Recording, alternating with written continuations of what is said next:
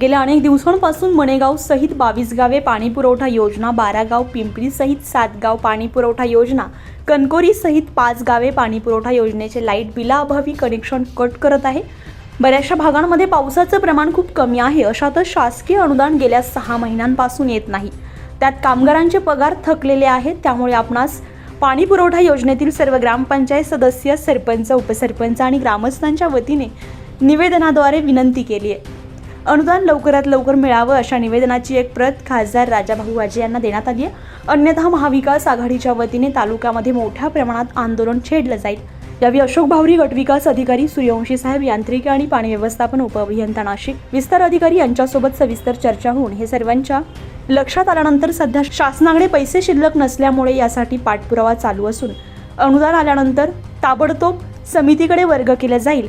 आज सायंकाळी 5 वाजता BDO साहेब यांच्या अध्यक्षतेखाली सर्व योजनेतील ग्रामसेवक यांची मीटिंग घेऊन पेमेंट जमा करण्यासाठी यावेळी निवेदन देण्यात आलं।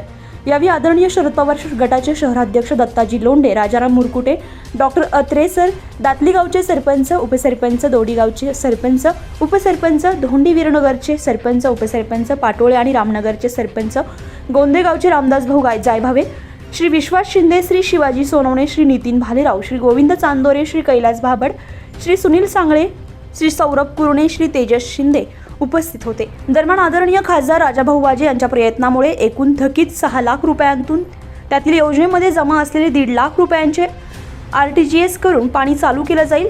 उर्वरित रक्कम 8 दिवसात भरायची आहे, तरी सर्वांनी लवकरात लवकर पैसे जमा करण्याचं आवाहन करण्यात आलंय।